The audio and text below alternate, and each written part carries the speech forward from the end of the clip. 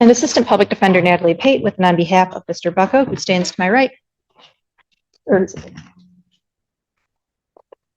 Turning for the record, sir.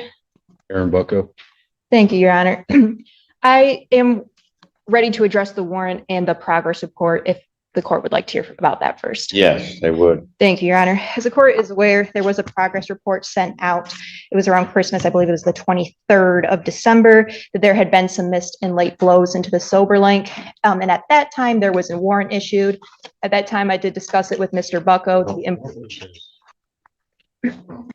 Go ahead.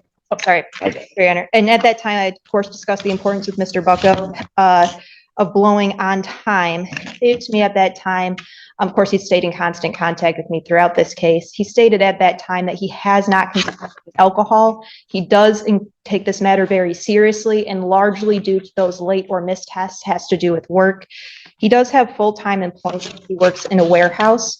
He usually works from 6 in the morning to 5:30 in the evening. He states to me he works this schedule Monday through Friday. Once in a while, he'll even start a little early, working at 5 a.m. Again, he does this Monday through Friday, full time. He works at a Skyjack doing replenishments. So often, sometimes he misses the Soberlink blows or they come late. I did receive also a letter or an email. He's got a 3-hour window, so he's up for 3 hours. Are you up for 3 hours at a time, Mr. Bucko? Could be. It's different every time. And Go ahead. I did discuss that with him and asking about if we could request the court to switch to a scram tether. He is asking at this time if the court would consider recalling the warrant and putting him on a scram tether. He did complete an alcohol screening and assessment through Ron Schwartz, which I just received yesterday afternoon and provided to Mr. Siller yesterday afternoon. That being said, there is a potential resolution in the works. So I guess I'll comment further on that a little bit. But I also received a letter in support via email from his mother, who one of the quotes in the letter was that she's not a mother who says that her child will do no wrong, but she did want to say that although she acknowledged this was a serious charge, but acknowledged that Mr. Bucko did take this seriously. And to her knowledge, she does not believe him to be drinking and does believe that a lot of this was due to the scheduling and the blows. I believe that Mr. Bucko will be able to show the court that he is abstaining from alcohol and is taking this matter seriously if he is able to be placed on a scram tether so that he can show that he has not been drinking. I do acknowledge as well that since that warrant was issued in end of December, that there was only one, based on the progress report I just received the other day, there was one further late blow. It appears that it was a 37-minute late blow. I'm not. Yeah, but that does not paint an accurate picture, because what we had was he had numerous late blows prior to December 8th. We didn't just issue the warrant on him. We sent an order telling him he needs to comply with it, or the court was going to have to take further action. That is, yes, Your Honor. Yes, Your Honor. So, and go ahead. Oh, sorry, Your Honor. And I did remind Mr. Bucko of that. And frankly, there is no getting around the fact that he did blow late and that was a court order to blow within those time windows. And I got kind of serious with him and told him that he needs to comply and that there was that second chance given with the order to comply previously. Then there was the additional progress report that was submitted the end of December.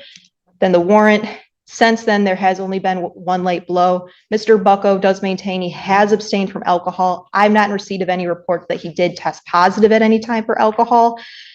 Quite frankly, I'm asking if the court would give him yet another chance and put him on a scram tether so that we alleviate the whole window time. If he has any sip of alcohol at any time, day or night, of course it would register. That would be immediate bond violation and he'd know exactly where he would go immediately. He is asking for the court to give him another chance. He again maintains he's been staying abstinent, and it is our intention for him to hopefully start AA soon so that he can take advantage of a potential offer in the works. To that end, Your Honor, as to the pretrial, we were going to be requesting a brief adjournment. But as to the warrant, Your Honor, I'm respectfully requesting if the court would consider canceling the warrant. You've said it like 8 times. I get what you're asking. Anything from the people? I'll leave it to the court's discretion, Your Honor. The late testing is obviously extensive. Yes. All of these couldn't have been related to work, could they? I'm assuming that, yeah, they probably were. So let me ask you this. There's a 3-hour window. Why aren't you blowing at the beginning of that 3-hour window? I try to, whenever, like, in between those 3 hours, I try to do it, like, literally just whenever I can or whenever I get a chance. And sometimes if I am, like, at work, it just, Because when I'm looking at this, I'm going to tell you what this tells me, young man. That you're not taking this seriously. I really am. Because, well, but hold it. You have to understand how it looks to it. I honestly- Certainly looks to me, because I sent you an order that you had to blow, and then I don't go a month and all of a sudden you just miss. I understand. So do you want to go to jail? I mean, because we can just cut to the chase. I can just send you down. No, Your Honor.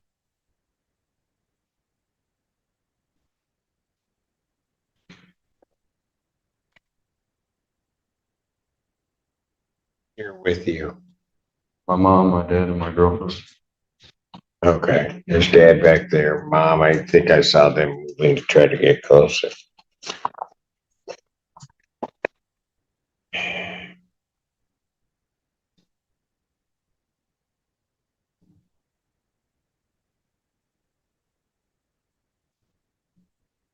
Did you get yourself enrolled in the GED program? I did, yeah. Classes were starting in January, and then because I just turned 22, and they told I wasn't eligible because I was over the age of 21. So me and my mom are actively looking for a class. She can vouch for me on that, like a free one, because I was enrolled and turned 22.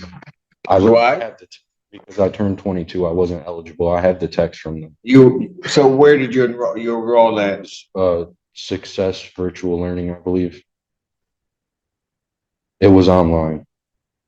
Oh, okay. And so then they said, once you hit the age of majority, you're not eligible. Yeah, because I enrolled right before my birthday, because my birthday was December 23rd. And so once I turned 22, I wasn't like eligible to do the GED class anymore, because it was like a 21 age limit, I guess, that they had. But I am actively looking for,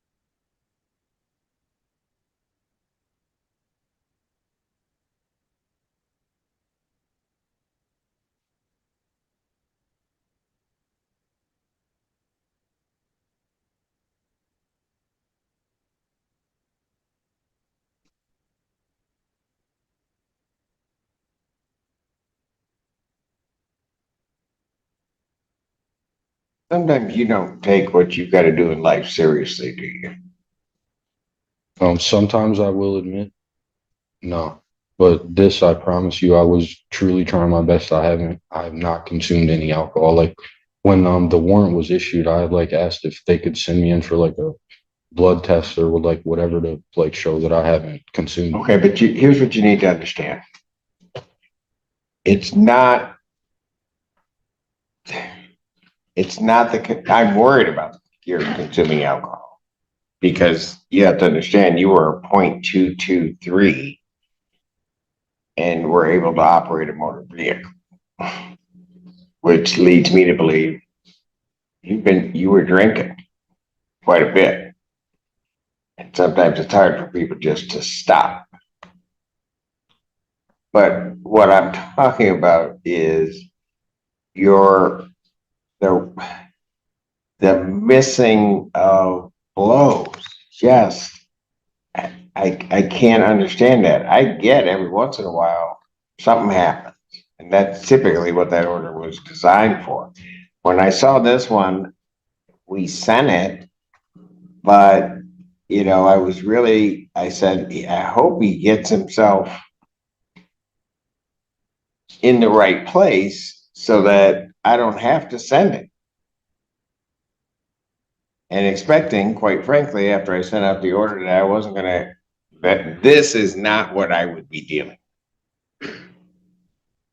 You need to understand that when somebody misses a blow and I put you on a Soberlink and you miss a blow, I can consider that a positive test.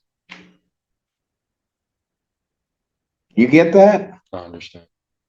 When I'm talking about taking things seriously, you're telling me you're taking this seriously, but the whole discussion we had about you and graduating and all of that, and me listening to your parents, you got to take more of this seriously and understand you got to do what you got to do.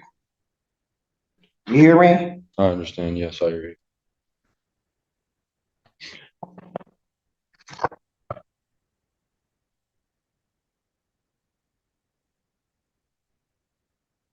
Mom, you want him back? Absolutely, and I mean, as far as the missing, you know, he doesn't have a license, he can't drive himself to work. Some of his friends are only able to pick him up at 4 o'clock in the morning. I work from 5:30 till, you know, so life is a little difficult with the rides, it's getting worked out. He is telling the truth, he did turn 22 on the 23rd. No, I believe him. We are looking for a program where I got it. his father can help out with getting him back and forth. What his girlfriend's willing to help out, I'm willing to help out. Dad, you want him back? Yeah. Listen, probably should ask the girlfriend. You want him back? Because if you don't want him back, if you tell me no, then I'll put him away. You do? He had to breathe hard because he didn't know what she was going to say. Look, young man, I know you're trying, but you got all these people supporting you. They're all here. There is not a reason for you to fail on this stuff. And the stuff you're messing up on, it's the easy stuff, right? Yeah. I'm gonna say it again. You are 0.223. I am just fortunate that I get to yell at you. Because at that level, you could have killed yourself. He can actually tell you that he lost his brother-in-law for the same blood alcohol content. I don't feel like last year, a year ago. Brother-in-law, you lost somebody?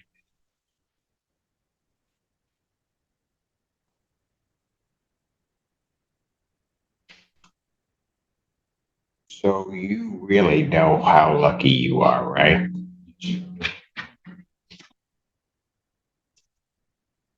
All right, so young man, let's do this. Let's just try to start again. I'm not gonna lock you up. Okay?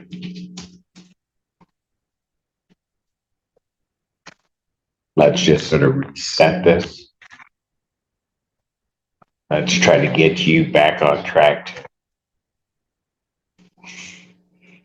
You're 22. Let's just get you back on track and let you try to do some great things in this world. How about that? Thank you, Your Honor. All right, so what I'm gonna do, I'm gonna adjourn your case to the 4th, February 4th, 2026. I wanna see some progress in terms of get yourself an edgy, okay? And what I'm gonna order, we'll do an order now. I'm gonna order that you report over to the Department of Community Corrections. Best to do it before you leave here. You have your Soberlink with you? Yeah. Okay. So you have to turn that in. I'm gonna put you on a scram tether. I'm gonna give you a shot. And I'm gonna tell you right now, most people with this blood alcohol level that don't comply with Soberlink, I don't even trust them on a scram. Thank you, Your Honor. And I usually just lock them up and that's it. I'm gonna give you a shot. Thank you. You gonna let me down? No, You better not. I will not. You know how I am. I get cranky. You Right? have my word. Thank you very much. You're welcome. All right, we'll see you on the 4th. All right. Thank you folks for coming down and supporting him. Thank you, sir. You're welcome.